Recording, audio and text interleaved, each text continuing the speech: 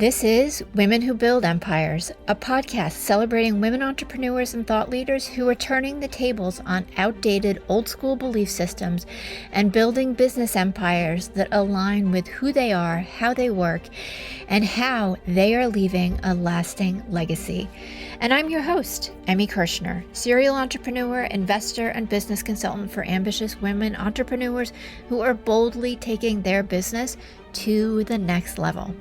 In each episode, you're going to get to know the women who are unafraid to put it all on the line as they share the stories of how both success and failure have helped them become incredible CEOs.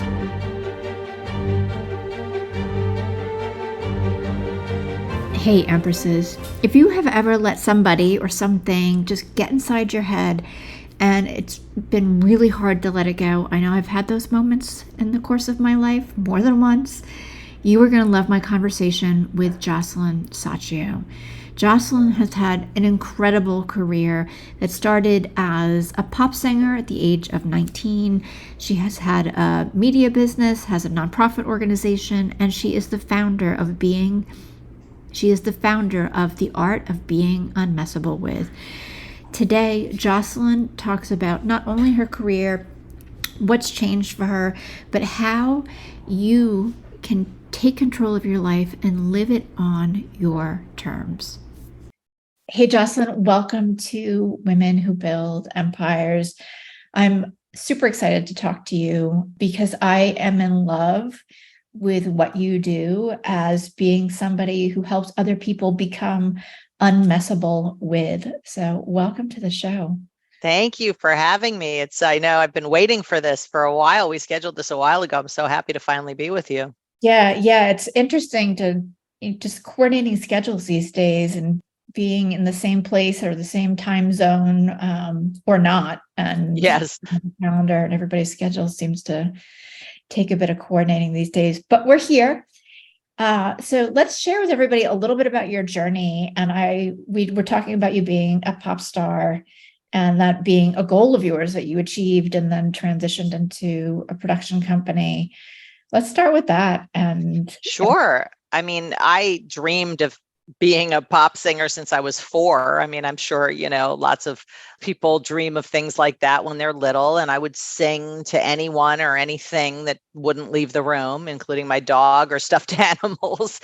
But then when I was about 5 years old, I was sitting in the car with my dad. We were in our Chevy Impala convertible, and he had painted. I saw him painting all the time, but then he stopped. And I said to him, "How come you stopped painting?" And he said, "Well, you can't do your art as your career." And that was the moment where I said to myself, you can't do your art as your career. It wasn't so much that he said it, because, he said lots of things that I didn't listen to in my life, but I said it right in that moment. And that became the truth for me. And I gave up on that dream. I was like, all right, I'm not going to do that as a career, because I certainly didn't want to be a starving artist. I didn't even know what that was at 5. But as I got older, I could see the starving artists around me and gather evidence for that you don't do your art as your career. And then I was in a transformative workshop when I was in my very early 20s. And all of a sudden, it occurred to me that maybe that wasn't the truth. Like maybe that was a decision I made in the infinite wisdom of 5 that became a lid on what was possible for me. Because if I looked from another perspective, there's plenty of people who make a living at their art. So it's not like you can't, it's not like nobody does. I mean, there are people that do it, but I was living like you can't do your art as your career. So that loosened the reality of it for me. And within 3 weeks, I got a record deal. Literally just from disappearing that limiting belief and taking the actions consistent with being a singer. And that's how that happened. So that was magic, right? And that's when I got on a mission to empower other people to fulfill their dreams. and to develop themselves to be unmessable with. And when I say unmessable with, I don't mean like tough or not feeling your feelings or anything like that. It's just about being able to stay focused on what you really want. What is your vision, and not get hooked by those limiting beliefs, by what people say to you, by circumstances that might come up that might not be desirable, by really anything that life is throwing at you. Being able to stay centered in your dream and your vision and take actions from that space of creation versus the space of reacting. Right. And just, I have so many questions. Okay. Well, that's why we're here. We go. Here we go. So many things. So when you had this breakthrough with the limiting belief that you couldn't make a career out of really your passion. Yeah. And in that 3 weeks, did you already have some connections?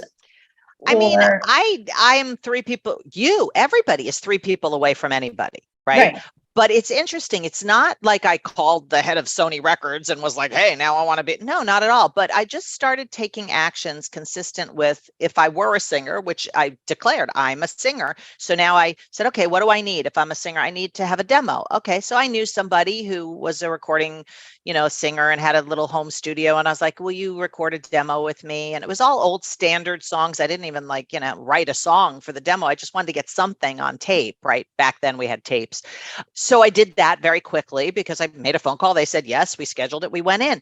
Then I started, this is actually what happened. I started introducing myself to people as a singer, which to me felt like a lie, first of all, because I had no evidence, it wasn't like I was, and plus I still had remnants of that reality of that you can't do your art as your career. So to me, when I said I'm a singer, it was really like I was saying I'm a loser, like I could barely say it. And you're probably too young to remember the TV show Happy Days. I don't know if you. I don't know. You and I are similar ages. Oh, okay. Well, Fonzie was a character on this show, and he couldn't say I'm wrong. Like he'd be like, I'm like, yes. Oh my goodness. Yeah. So that's what it was like for me to say I was a singer. It was like, I'm a singer, but then I'd have to validate it by saying, but I'm also a producer and I produce commercials and did it. Like I have a real job, but the more I would do it, the less I had to justify the other, the producer thing. So I just started doing it like a muscle. So then 3 weeks goes by and I get a phone call out of the blue from this woman who said, I'm a manager and I'm putting together a female New Kids on the Block. And we heard that you're a singer. I kid you not. I was like, are you kidding me right now? Like, how did you hear that? She spoke to one of the people that I introduced myself to as a singer who had auditioned for the group, who wasn't right for it. And she said, yeah, but my friend Josselyne is really right for this. So they called me, and that's how the whole thing happened. Isn't that amazing? That is so cool. But it's also not mysterious. No, it's not. Like you had this breakthrough, you took action, universe delivered. Period. And that's how anything ever happens, is you take action. Without action, there's no results ever. Right. I mean, having worked with so many women over the years, that piece of I'm anything, but in your case, the singer piece. Yes. It reminds me of being in networking groups and women who are transitioning into their business newly, and they have really hard time getting out what they're doing because it feels so uncomfortable. And it really is just the practice of saying it over and over again. And every time you're a little more grounded in that. And it's a muscle. It is. It's like if you, do a sit up over and over and you're doing it wrong, but then you start doing it correctly and you keep exercising that, now all of a sudden it'll be natural. And that's, one of the things I work with in my private coaching clients. I deal with a lot of women entrepreneurs, and they do have that. It's almost like an imposter syndrome thing where they don't get who they are. So I have them write a formulation statement and say it to themselves in the mirror every day so that they can start to get who they are outside of their own conversation about themselves. I'm like, look at the reality. You accomplished this you did. You have worked with this many people. And I had to do that even just for myself. When I was starting the art of being unmessable with, I had spent 30 years leading programs for Landmark and, coaching people in the entertainment business and with my nonprofit, but I never really was out doing podcasts and I had to write a bio. And I'm like, what am I going to say? Like, who's going to want to talk to me? And, and then I started writing the things. I was like, wow, like I actually have accomplished quite a bit. So that's how I, developed this methodology with my clients, because people have no idea who they are. They think something and it's not real. Just like you can't do your art as your career wasn't real.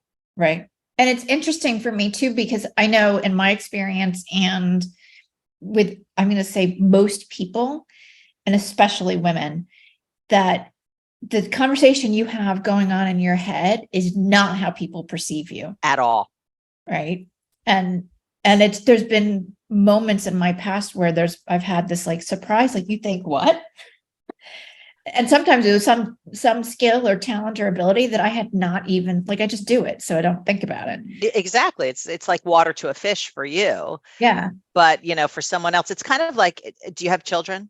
Yeah. Oh, 2 boys. Yeah. Yeah. So when you have kids, you'll know as a mother, and other parents will be like, oh, your child was at my house and they're so polite and and you're like, what? Whose children were you with? Right. So it's kind of like that. Like, you don't live in your own conversation about yourself. You live in the conversation that others have about you. And people are not great at managing that conversation. They just sort of, end up at the effect of it, versus being somebody who can craft how people listen to you through your actions, through your conversations. But you can't do that if you're all weird about your own conversation about yourself. Yeah. So how do you help people break down all of the things that are messing with them, so that they can become unmessable? And I'm sure this is something that we could talk about for days and months. Yes, really. But I mean, the simple answer, like the Cliff Note answer to that, is, first of all, I get people clear about their vision, which you'd be shocked how many people are not clear about what they want, because they're so busy dealing with what life is throwing at them. They're looking down and in, managing what's happening, versus up and out at what they're really dreaming for, or they envision in their business and their family and their community, whatever. So I work to craft that vision so that we have a place we're looking to. Then very naturally, what gets driven up are all the things that mess with them, whether it's fear or, worries or limiting beliefs or conversations, negative self-talk, or it could be a person, like some reaction they have. Mostly it's all in the realm of reaction and survival. That's what messes with people. So we dissect and dismantle whatever shows itself, because it does show itself. Like, we'll have if I was coaching you and then we said, okay, so by the time we talk next, you'll do this, this, and this. Then we talk next and it's like, well, I didn't do okay, well, what got in the way? And right there, it'll be what messes with you, not just there, but in every area of your life. So it's not difficult to unearth what messes with people. It shows up pretty quickly. And then we'll work to dismantle it, get to the source of it, shift from that mode of reaction to the mode of creation. So I work with people to come up with actual strategies and, steps, so that it's accessible and actionable and it's not conceptual. Because the worst thing is like, okay, now I know what messes with me, but so what? Right. Now what? So we go to the now what, so that they can exercise that muscle that's been atrophied and start building the muscle of staying in that mode of creation, versus getting stuck in the world of reaction and survival and dealing with things. And it's really taking kind of abstract or intangible and then having tangible actions to help express the abstract pieces that are kind of forming newly. Yes, not so much express the abstract pieces, but create them. Okay. So there's like a bridge from whatever you're creating. You create a vision for peace. I mean, whatever. Okay, but what's that going to look like in reality? So what's the bridge from vision to reality? And we work a lot on that so that they can produce actual results in reality that are an expression of that vision. Yeah. Yeah. It sounds super fun. It is so, I love what I do. I mean, I'm so lucky. Yeah, I get it. I mean, obviously my approach as a business coach is different, but it's the same. Yay. Yes, exactly. Exactly. There's nothing better than when somebody breaks through some limiting belief and then accomplishes what they wanted to accomplish, or exceeds what they wanted to accomplish. And that you were any part of that is the biggest joy. Yeah. Yeah. And I love seeing them unfold. So let's shift gears a little bit. Like, let's talk about your journey as an entrepreneur. Sure. and what that's been like for you. What are some of the things you've learned? Where have you excelled? Well, I started my company. Oh my God, it's so many years ago. It's like 35 years ago at this point. So I started my company a long time ago when I was in the pop group. I said, okay, well, I'm going to have a company. I'm not going to do this as an individual, right? And as soon as I completed being a pop singer, I started an entertainment company through that entity, which was really designed to manage the careers of other artists so that they could have their art be their career. That was my intention. And, we did production as well as management.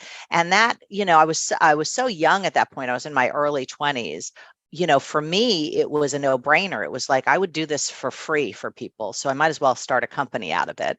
And that company is still in existence today. So in addition to coaching people, I also have this entertainment company that, manages 120 actors in the entertainment business. So it's very fulfilling, especially like we talk about coaching people in business and their families or whatever it is you're coaching them in. When somebody they have a dream to be an actor and they book their first TV show Mm-hmm. or their first theater show or Broadway, whatever it is, it's so satisfying to move with people to those milestones where they're in a state change of their career. So, there's no reason for me to not keep that around, even though I'm not an active day-to-day, that's all I do.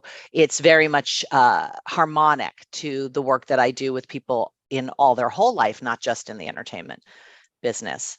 Was there a moment when you knew that the singing and pop star aspect of your life was time to transition out of and then start this other business? Yeah, it was really, first of all, the pop star thing was a dream come true. There's no question about it. I mean, from when I was 4 years old, and we had a #1 record. So that was like even more of a dream come true. So it was kind of like, okay, this is pretty much as good as it gets. I mean, not as good as it gets because I could be Celine Dion making millions of dollars from song, that's a different state, but I had sort of completed the dream of it. It's like I wanted to, and I traveled the world and it was amazing, but I really wanted to have a family and I wanted to get married and have kids. And I wasn't going to be doing that traveling around the way I was. So I was ready to complete that dream. And that's not unlike anything, like when you create a business, at some point, it may not be your expression anymore. You may have reached the limit of what that company or that structure is fulfilling on in terms of your vision. So for me, my vision was complete. I had that dream come true and I was ready to create a new chapter. So I met my husband when I was still in Boy Crazy, and that was what it was called, Boy Crazy. It's kind of sad now that I say that. It's like 3 children ago. And when I met him, I was clear, okay, well, he's going to be the one that I want to build a life with. And I think it's time for a channel change, so it was easy to retire it, so to speak. And the youngest girl in the group, because I was the oldest person in my early 20s, wanted a manager. She wanted to go out on a solo career. So she asked me if I would manage her. So I was like, there you go. The universe delivers, right? Yeah, that's really cool and fun. It is. Yeah. And she's still my good friend. She's got 3 kids of her own now. She was at my daughter's wedding last year. So we're still very, very close. She was my very first client. Cool. And at what point did you add in the coaching aspect and really start the Unmessable with brand? Well, 2 answers. So back when I was 19, I was already coaching people. I was being trained in transformative leading. So I was leading workshops, I was leading seminars. So that was happening all along. And when I got the record deal, I got deeper into leading transformative work. So I did that for more than 30 years. So the coaching was always there. And being a manager is literally being a coach for actors. So it was always sort of there. And then my nonprofit that I started was coaching nonprofits and leaders from around. So coaching has been a part of my life, since I was a teenager. And really even before that, because I was 11 when I participated in my first transformative workshop, when my parents both participated in a transformative workshop and they were separated.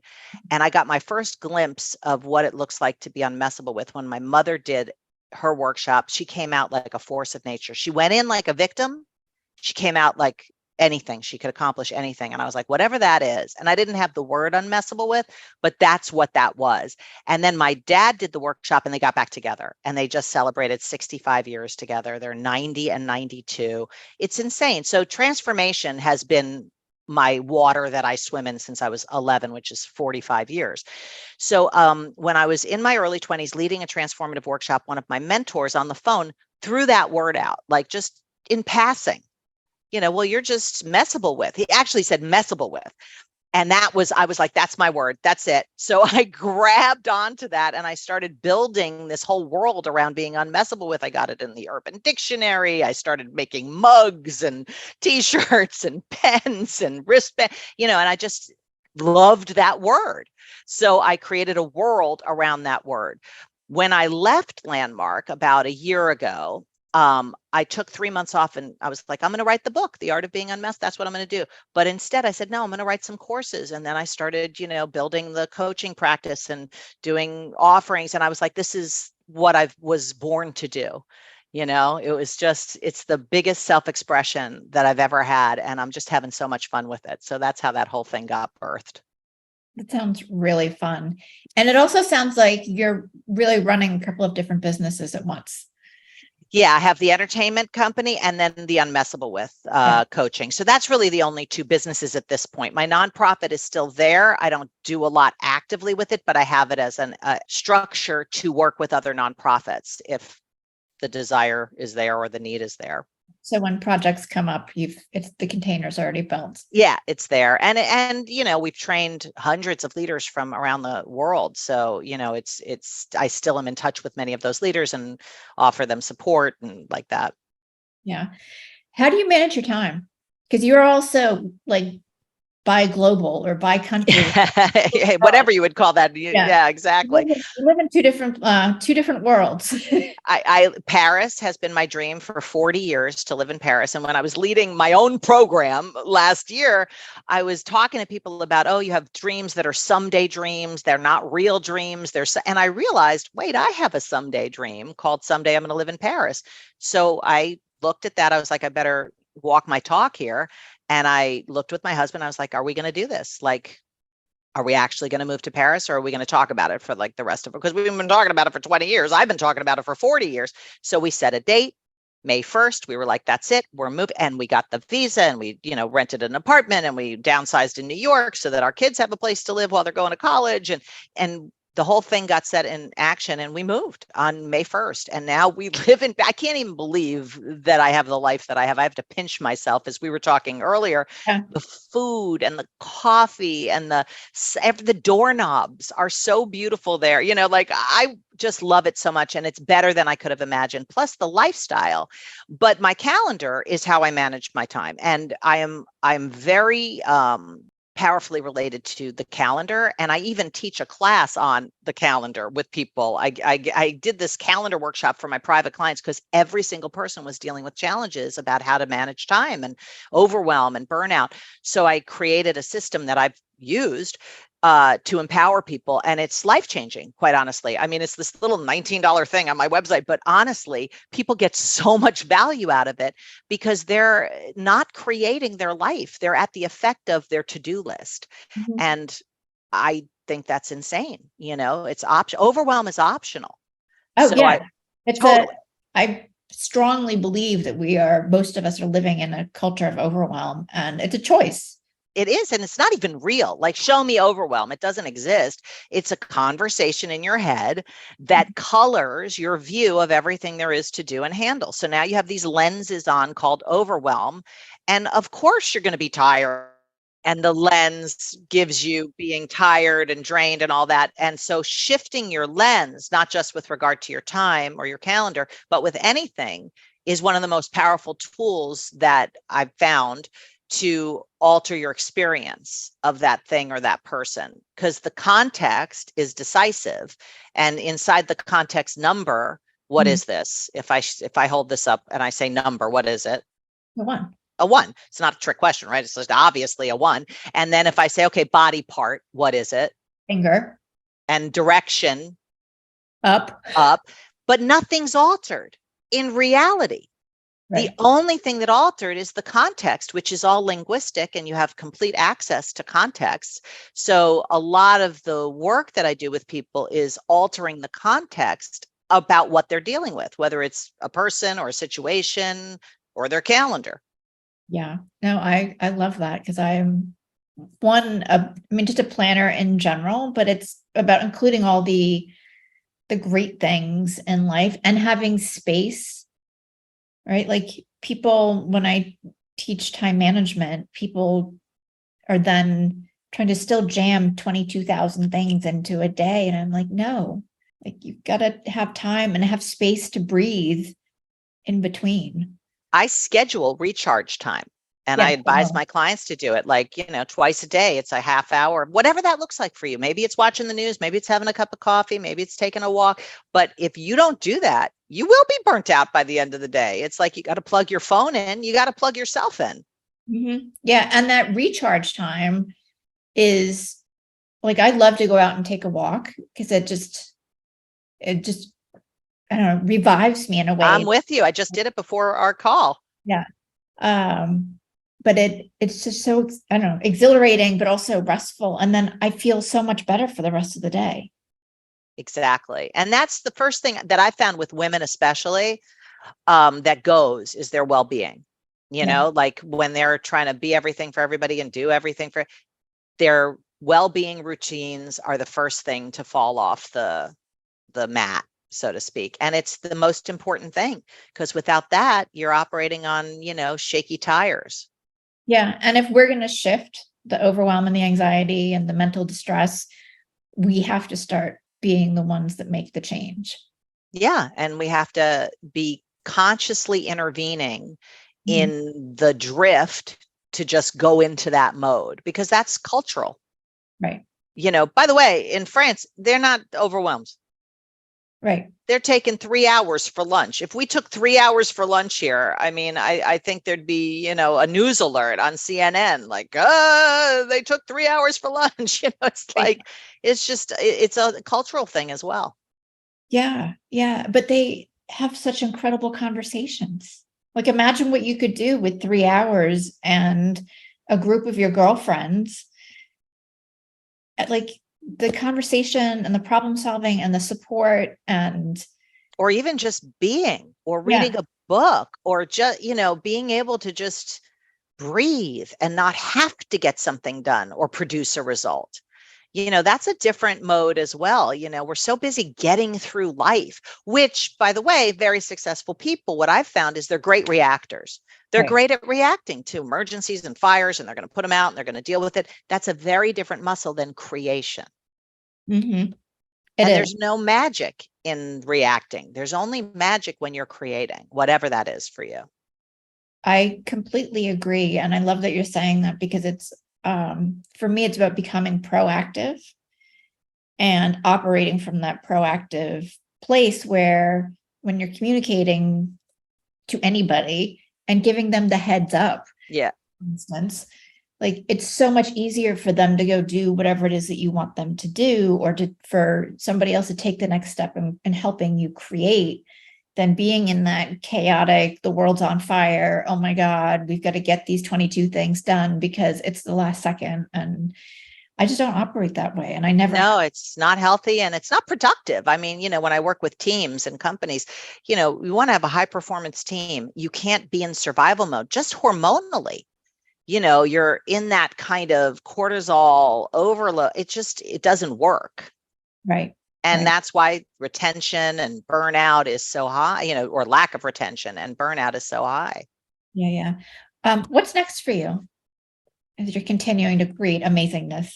It's a good question. I was telling my husband, it's, June, it's the end of June. I want to, I don't know when we're airing, but I was like, this is midway into the year. I want to look at what's next this weekend. So it's a perfect question for me. I just did a keynote speech at a conference of transformative learners. And I was like, I really like speaking. I haven't spoken in a long time in person since COVID. I think that might be the next thing I'm looking at creating is opportunities to speak in person with people. And I'm going to be going to the Philippines to do that in December and Mexico next year. So I'm looking at creating that opportunity, but I really want to build the art of being unmessable with as a mass offering for people so that people can have access to developing their muscle in that. Because my mission is to have as many people as possible living the life of their dreams, not dreaming, but actually fulfilling on those dreams now and developing this muscle so they never have to be hooked. Yeah. Yeah. And then they'll be able to create whatever their vision is, whether it's for their family or for their community or the world. I mean, if you can imagine that if nobody was reacting and they were all creating, what could you can't even fathom what could be created. And that's really a fuzzy vision because I don't know what could be possible, but that space of creation is what I'm committed to. I mean, I can't imagine if Congress were creating instead of reacting. Yeah. Well, they would actually solve problems. Yeah, exactly. And, if we could solve some of those issues that we're currently dealing with, then what could be possible? So, it sounds lofty, but that's my real vision at an individual level and a societal level, is that people stop being in this survival reaction mode. It's really optional. There is a muscle developable. It's not really a word, but it's possible. Yeah, it is now, just like unmessable with. Exactly. I had for a while, I was in a coaching program. One of the women that was in it with me, I have all these words like I just say, like unmessable with. One of my favorites is Sparkalicious. I love that. And she's like, we have to create an Emmy dictionary because there's just so many little words that I just presume everybody's on with. I know. I make those kind of things up all the time. I have one embiggen. I was like, you should embiggen people, not smallify them. Like whatever. It's just language is made up. Right. Yeah. Like play with it, have some fun. Exactly. Whatever floats your boat. And by the way, my tattoo says abracadabra, which means in Aramaic and in Hebrew means with my word I create. So there you go. That is truly amazing. Truly amazing. I want to just shift a little bit too. You have a free 5-day promise game. What is that? For 5 days, you'll get emails with a promise each day that's designed to produce a certain kind of result in your life. So let's say you wanted to produce happiness in your life. We have a promise that'll get, you fulfill that promise that day. You keep your word. That with your word you create, and you'll start to get the experience of what it is to create your life versus react throughout the day. So it's a fun game that you can do, but it also produces profound results. And I'm big on promising because, I'm big on your word and honoring your word and having your word have power. Because ultimately, if your word is messable with, you're messable with. But if when you create something, it's unmessable with, that's it. Your word is law in the universe. And I've written 2 books about promising and the power of promising. So this 5-day game is kind of a fun way to get a sense of what it is to create your life with your word versus be created by your mood. Everybody should go get that. Yeah, it's super fun. It's like, and it's not a heavy duty, this is going to take me a long time. No, it's, you just kind of keep that. Like if I promise to, make 5 people smile today, it's not heavy lifting, but now I'm creating something that I wasn't creating before, And I do that when I'm in like big cities. I do that all the time, but I'm far more intentional about it when I'm in New York City because there's so many people and I love New York City and people seem to be so like focused on wherever they're going. Yep. Looking down, not up and out. So, this was a couple of years ago, but I had one guy, like I was staring at him like this huge, goofy grin. And he was like, crazy lady, crazy lady. Crazy. That's right. I've been there. He started laughing and I'm like, yes. I won. Exactly. I had an experience like that in McDonald's because I was like in McDonald's waiting, I'm on the line and the woman behind the counter seemed so miserable. And I was like, wow, that's interesting. I wonder what happened. And then I see a sign on the wall that says, if we don't smile before we give you your change, you get a free order of fries on your next visit. So I'm like, game on. But my game was not the fries. My game was to make her smile, right? So I get up to her and I ordered my salad or double quarter pounder with cheese, depending on the version of the story you want to believe. And she didn't smile. And I looked right at her and I said, you didn't smile. And she burst out laughing, because people want to be uplifted. Yeah. They're just so much in that survival mode that it's like almost like there's a wall. And if you can break through that wall and connect with people, there's nothing better. Mm-hmm. I'm really curious, like this just entered my brain. So not something that I'm practicing, but if we all started our mornings or afternoon, if we get up in the afternoon, whenever, but with like doing something that gave us a little bit of joy instead of that, like, oh my God, I've got to go do this and that, and the running to-do list, or like sit here and delay things and scroll through social, what it would be like. Try it for a week. Make a promise to give myself joy each morning or give someone else. I would do both. Give someone else, make sure that you provide joy for someone else. I'm sure your husband will be very happy if you have that promise, but it's like just to create joy. Like I'm going to create joy for 5 people today, including myself or something like that, and see what happens. Yeah. Yeah. Because it's the shifting of everybody in those interactions. It's an energetic thing. If you're down like this, that's the energy around you. If you're up like this, then that's the energy around you.